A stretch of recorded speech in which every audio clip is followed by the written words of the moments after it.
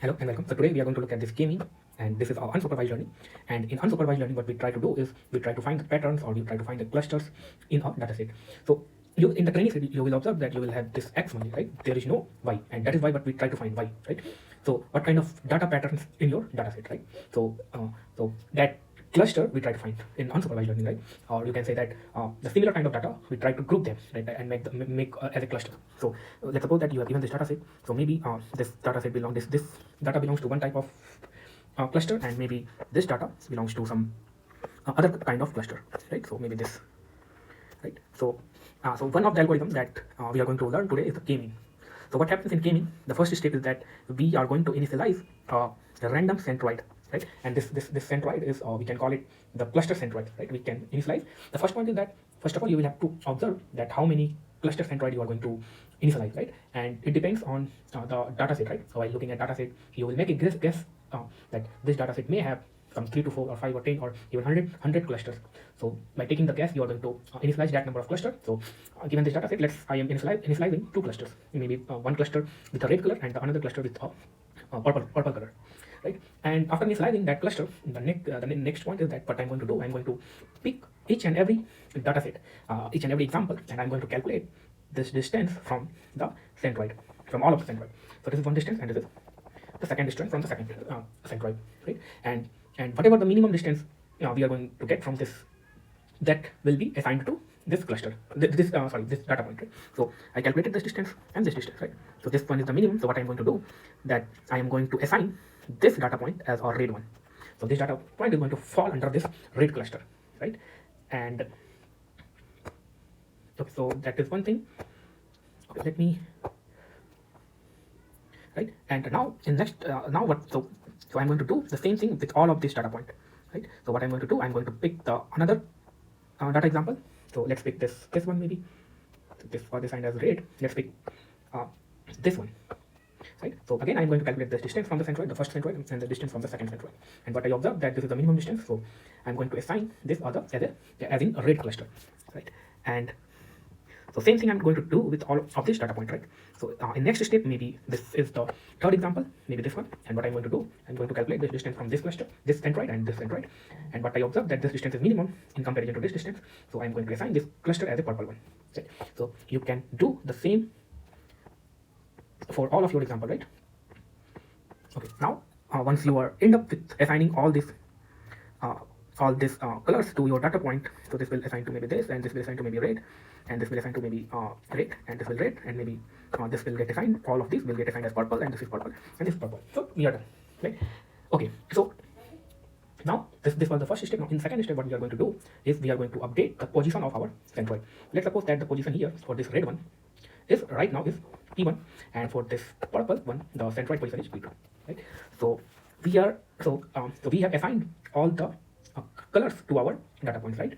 So in next step, what we are going to do is update the position of this centroid, right? And we are going to do until we have very little changes in our centroid. So right now, if you do, then this P1 is new. You are going to update. Maybe let's call this that this is the first example, and this is the second. Maybe this is the third example of your data set. This is fourth. This is fifth. This is sixth, and this is 7, 8, 9, 10, 11, 12, and 13. So you see that all these examples falls under this red cluster, right? So the new centroid will be, now this P new will be, you sum up all these coordinates, so x1 plus x2 plus x3 and plus x4 and plus x7 plus x8, and maybe this is x9, I think, so x9 divided by, so we are going to take the average, so 1 2 3 4 5 6 7 7 7. So this new centroid will be this P1 new, right? And maybe once you calculate this, this centroid will get updated, and it will change its position from here to maybe here, right? And similar thing you are going to do with this purple one, right? So you are going to calculate this P2 new by taking the average of all these data points. So in the second step, what is going to happen, that this centroid will get updated to here, right? So, and again, what you are going to do, you are going to again pick all your data point, and you are going to calculate the distances, right? And you are going to do the assignments of the colors. So if you do, then all these will be of red color, and all these will be of purple color, right? Based on the distance. Now, sorry. Now in the next step, you will again update your centroids, right? And you are going to do these two steps until there is a little change in your centroid, or you can say if there is little change in your centroid, then the assignment is going to be remain same, right? If you see that earlier this example was in a red cluster, but after updating the centroid, this example had fall into the purple cluster, right? So you are going to repeat these two processes, assigning the colors to your data point and updating the centroids, cluster centroid. These are the two steps. You are going to repeat these two steps until there is very few change in your centroid update, right? Or you can say that at the end, even if you update the cluster, and that update will be too little, that all these assignment will be going to remain same, right? There will be no change on the assignment, even there is a little update in the centroid. So this process, these two processes you are going to run until this. So this is the end condition, that how you are going to recognize, right? So this is the algorithm that, and so this is the k-mean algorithm. So what you are going to do, so you will have the input, and you will have the k number of clusters, right? So here k is 2, because we have taken two cluster centroids, right? Two cluster centroids, that is. And this is the training example. So we have the m training example, and so this is the algorithm. So we are going to initialize first of all the k clusters, right? So here I have called those clusters as p1 and p2.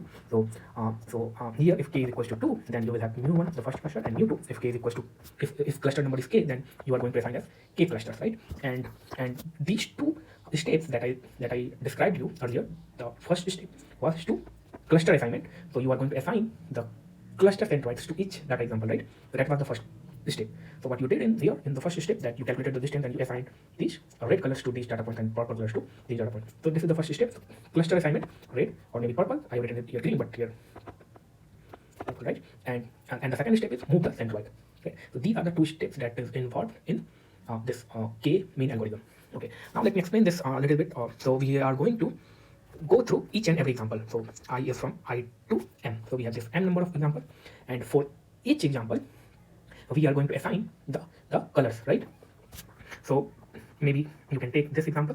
So what we are going to do is we are going to, so let me one more. So let's suppose that this is your two cluster, mu1 and mu2, and this is your training examples, right? So what you are going to do, you are going to take this first example and you are going to calculate this mu1, this distance from this mu1 and this from mu2, right? And you so you are going to assign this example index, and that index will be of the cluster index. So you are going to assign this as 1, right? And now you will take this example and you are going to calculate this distance and this distance, and you see that this distance is minimum, then this distance, then you are going to assign this data example index, that is 2. So these two indexes are the index of your clusters, right? So this is what. So you are going to update the index, and that index will be from 1 to k, right? Because we have here we have 2 number of cluster, then if we have k number of cluster, then you are going to assign, right? So let's first of all understand this one. So c I is equals to 1, right? So c1. So what you are going to do is you are going to calculate this thing.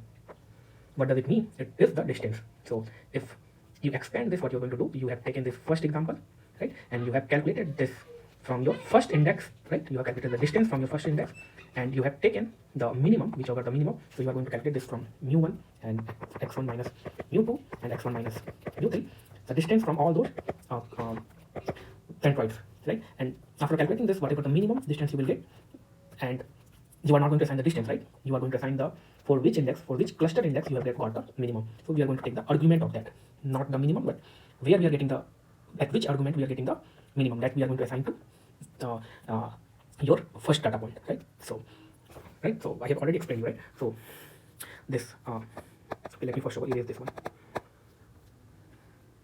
It is getting stuck.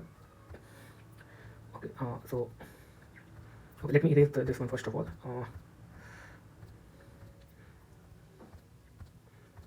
So you see that the C1, which centroid point is closest to example. So that after finding the minimum, what I have found, I'm just taking it as an example, that this x1, that the first example, have got an assignment of the first index of your cluster, right? And we are going to do with the all your data point, right? So maybe C2, that means which centroid point is closest to the example point x2, right? So here we have done the assignment, right, to all of your data point. So all of your data point, we have done the assignment, and in next step, what we are going to do is we are going to update the cluster centroid. And how we are going to update? Same. So we are going to see that. So you see, let me give you an example. So this x1, that is the first example, have got an assignment of mu1, right? And this C2 have got an assignment of mu2. So this C1, that first example, falls under this cluster mu1, and the second example that falls under this cluster mu2, and this third example falls under this cluster mu, and fourth example this mu2, and fifth example mu2. So we have two clusters, right? And if you see that this if you observe this mu2, right, all these of pink color, right, so that means the second example, that is x2, have fall under this second cluster, and this x4 have fall under the second cluster, and this x5 have fall under the second cluster.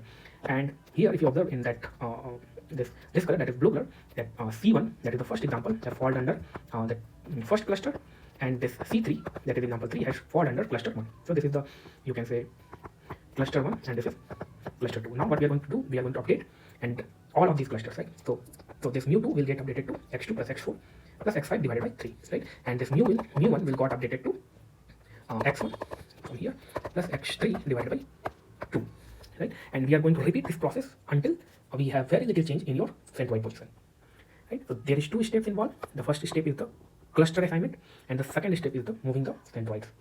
So I think you got the idea that how does it work, right? So, and how we can formally define this.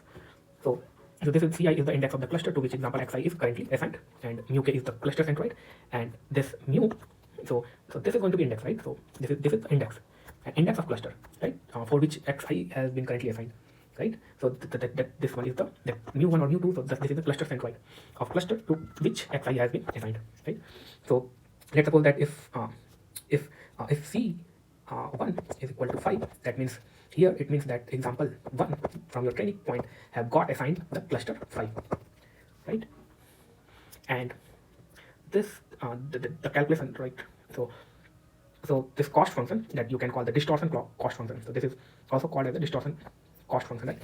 So here these are the index of your clusters, right? Sorry, these are the index of the cluster to which example is currently assigned, right? So maybe so this is, so how we can define this. So example 1 has assigned to cluster maybe 1, right? So this is the index, right, that your example is taking, and this is the index of the cluster, right?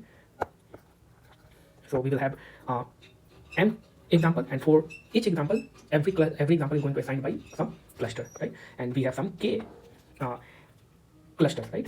And here what we are taking is we are calculating the distance, right? And what we are taking is the which distance is minimum, right, out of all.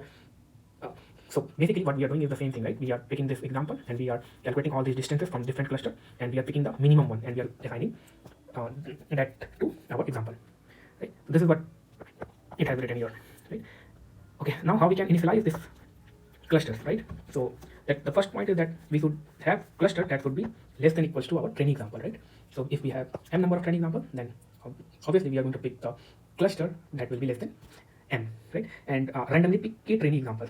So initially what I told you that here in the assignment we have assigned the cluster anywhere, right? Here we have assigned it the position of the cluster was here, right?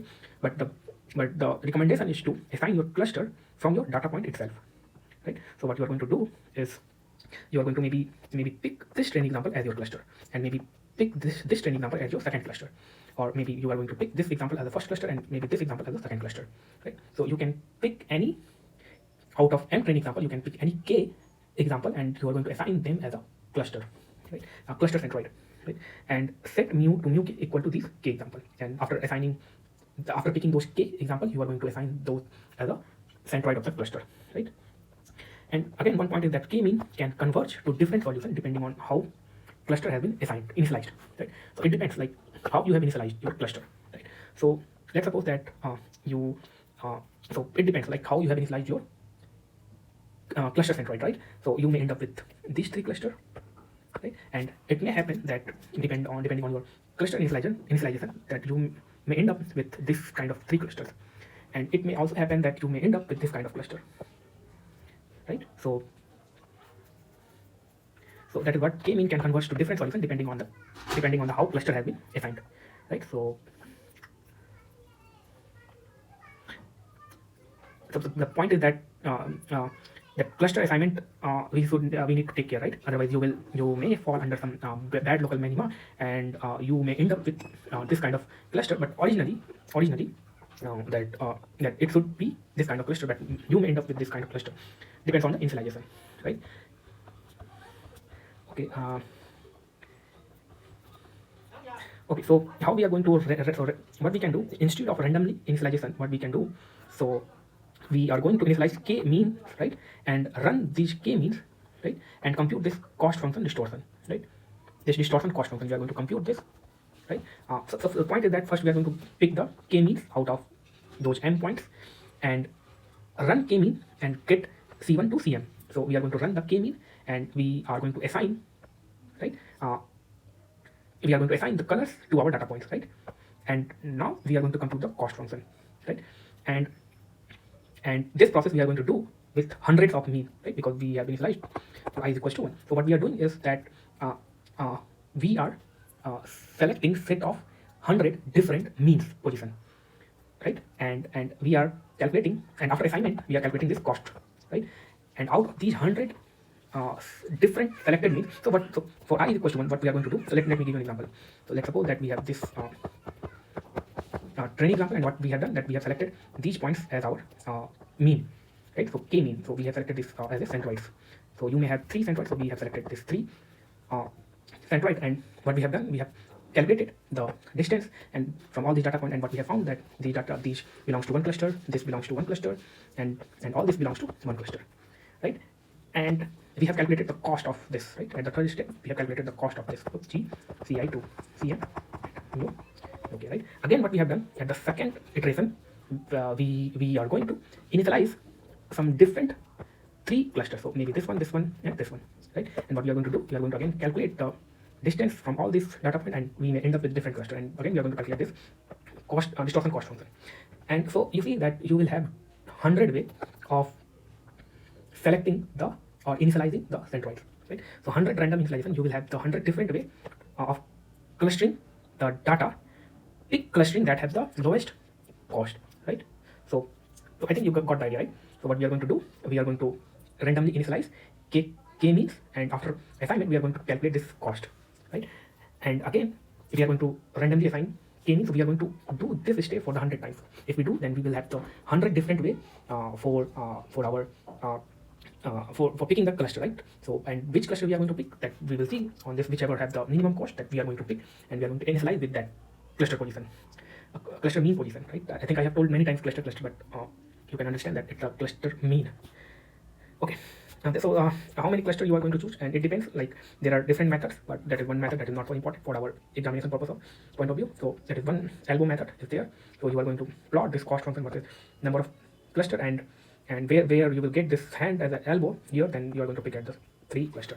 So it has the issue that maybe your cost function may end up with no elbow, right? So in this case you will not get the cluster, right? So that is the one method that people used to find that how many number of cluster we should have, and that another point of this, another way to initialize the cluster by just plotting your data. And if you plot your data, you will have some kind of guess, and you can initialize that number of cluster, right? I think that is all about the k-mean. If you have anything to ask, you can ask in the comment section. Otherwise I think